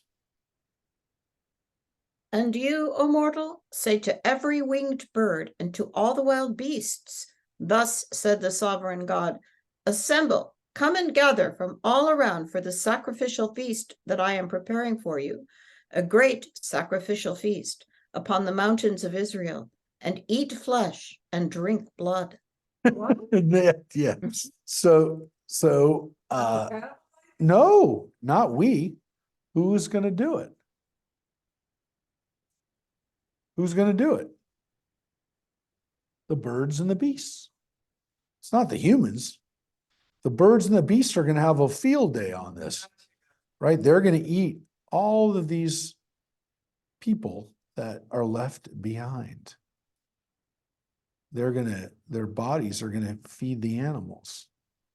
Isn't that crazy? It is. So this is a very descriptive and scary text. The animals are going to eat. Yep. You shall eat the flesh of warriors and drink the blood of the princes of the earth, rams, lambs, he-goats, and bulls, fatlings of Bashan, all of them. They're gonna be a lot of food for you. You shall eat fat to satiety and drink your fill of blood from the sacrificial feast that I have prepared for you. And you shall sate yourselves at my table with horses, charioteers, warriors, and all soldiers, declares the sovereign God. Yeah, that's what the animals are going to be doing, feasting on all of those things. Yeah, because they came on horses. So the horses are now going to be food for the animals too. Thus will I manifest my glory among the nations, and all the nations shall see the judgment that I executed and the power that I wielded against them. From that time on, the house of Israel shall know that I, the Eternal, am their God. And the nations shall know that the house of Israel were exiled only for their iniquity, because they trespassed against me, so that I hid my face from them and delivered them into the hands of their adversaries, and they all fell by the sword. When I hid my face from them, I dealt with them according to their impurity and their transgressions. Assuredly, thus said the sovereign God, I will now restore the fortunes of Jacob and take the whole house of Israel back in love, and I will be zealous for my holy name. They will bear their shame and all their trespasses that they committed against me when they dwell in their land, secure and untroubled. When I have brought them back from among the peoples and gathered them out of the lands of their enemies, and have manifested my holiness through them in the sight of many nations. They shall know that I, the Eternal, am their God, when having exiled them among the nations, I gather them back into their land and leave none of them behind. I will never again hide my face from them, for I will pour out my spirit upon the house of Israel, declares the sovereign God. Yep. So again, God will be known through the way that these people will be destroyed, right? And so other people will learn that too. Other nations will learn about God's greatness. This goes back to Egypt, right? When God destroyed the Egyptians, that was also so other nations would know. So we would know. So it's right there. So you will know, right? They shall know that I am the Eternal. This is for the people to know, right? For us to know, right? The house of Israel will know, but also then other nations will see what I do. So it's two things. It's for us to know, for us to believe that God has now taken us back. God's forgiven us. God punished us, but only punished us because we deserved it, and only punished us because, again, God told us that there would be consequences for our actions, and now God has returned us. Now, the problem, of course, is that if God did that, and that was when it got fulfilled, was 2,400 years ago, why does it say I will never again hide my face from them? Because either that didn't happen when the Romans destroyed the temple, or this hasn't happened yet. Which means there's another restoration that we're hopefully living in, which this will never happen. This means that, again, never again will we be exiled. Never again will God hide God's face. And again, it's that phrase, lo astir, right? Astir od panai. Esther or Hester panim, which is what we say. God is never gone, but God is sometimes hiding. And it's this from the book of Esther, right? In the book of Esther, God is hidden. God's there, but we don't see God. So it's a play on the word Hester panim, the hiddenness of God. It's the same word. I mean, it's the same phrase. The irony, of course, or the interesting linguistic trick that the rabbis played is that we know the name Esther is based on Ishtar. It's based on the goddess of beauty. But there's a perfect setup here that it's Astir or Hester panim. It's a totally different word. Ishtar is obviously not a Hebrew word. It's a Persian goddess of beauty, Babylonian and then the Persian goddess of beauty that Esther was named after. And it wasn't, again, her original name. Her original name was Hadassah. The Bible tells us that. That's not a midrash. The Bible tells us her name was Hadassah, and then she took the Persian name Esther, which again, today, Esther is a completely Hebrew name. We could have Esther as our Hebrew name, and we could have a different name in English, right? Our name could be Evelyn, whatever, and our Hebrew name is Esther. The weird thing is it was really originally a Persian name.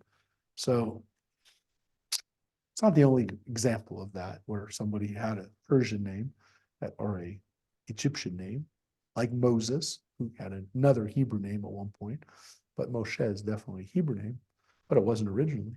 So Esther is a Persian name, again, a Persian play on this word, that God is hidden. And this is a really important idea that we have in Judaism, is that God is always there. It's just sometimes we can't see God. Sometimes there's a hiddenness that exists, which is God's decision to do that. It says, I will never again hide my face. So God did it. It's not that we couldn't see it, right? It's one thing where, again, some people teach us that we just don't see God because we're blocking out God's existence because we don't want to see it. We put layers in front of our eyes that don't allow us to see God. That's not what this says. This says that God is choosing to hide. Austere is I will hide. And lo austere is I will not hide. So it's the Hephil construction, the Hebrew grammar here tells us that God is doing the hiding. It's not that God is hidden from us because we can't see God, but that God is literally making himself hidden. So when we can't see God, or in this time when we couldn't see God, it's because God didn't want us to see him. God was hiding. So like we were searching for God and God was hiding and we couldn't find God because God was playing hide and seek with us. It's not like we were playing hide and seek from God, or that God was there and we just put, like, there's a wonderful Hasidic teaching that, we put veils in front of ourselves to not see God. And then it's one thing, but it's like we don't think it's a lot, right? We put like one cloth in front of our eyes, we would still be able to see God. But if you take layer and layer and layer, and you take one little thing and another little thing and another little thing, all those little things add up, and then you can't see God anymore. So you normally would say, well, God's hiding behind a brick wall. No, God's hiding behind several layers of a veil that are veil thin, but we can't see it because they're just added up. They just added up so much that we can't see through it anymore. That's not what this says. That's not what this says. This says that God had purposely hid from us at a certain point. So that's what this text gives us. But also, again, that God did it and God's not going to do it anymore. And I will pour my spirit, my ruach, right? Ruchi, my ruach is going to come onto the house of Israel. So that's a really nice vision. So chapter 38 and 39, we call them the prophecies of Gog. And it's it really ends on a happy note, really not to be scared of. So Blood and eating flesh. we're not, the animals are. The animals get fed. The animals get fed.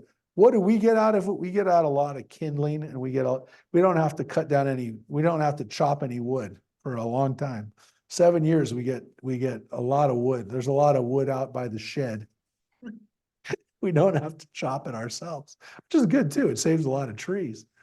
But yeah, the good news is that God is not going to be hidden from us, and we'll feel God's presence. God's spirit will be on us. And again, assumedly, maybe after Gog is done and everyone sees what happened to them, and it took us 7 months to bury them, that nobody will ever attack us again. If the most powerful army at the time can't defeat us, who would ever defeat us again? So it's, again, hearkening back to Egyptian miracles. It's hearkening back to kind of, God almost undoing the scariest things that happen when God punishes us, right? Because God will lay down fire and brimstone on us, but he's doing it against these enemies, against our enemies. So that is where we're finishing today. We will be off for the next several weeks because I will be out of town. No, next week we're in town. Sorry, excuse me. Next week we're reading. Scratch that. Next week we're reading 40 through probably 43. And then the week after we'll be off for 3 weeks while I'm out of town. Here next week. We're here in person next week. Tomorrow night we're in person, but next Wednesday we're not, because I leave next Wednesday.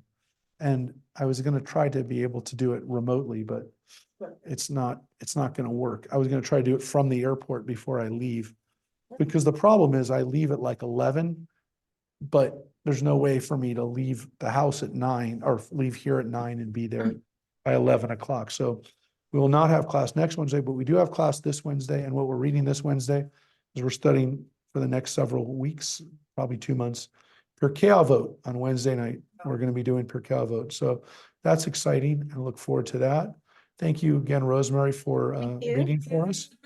Is And thank you, Wednesday night everybody. also on Zoom, Mark, Wednesday night will be on Zoom. Yes, 100%. in addition to in person? So yes, so Wednesday will be Pirkei Avot on Zoom. You'll be able to join us, everybody, Wednesday nights for that, as we do.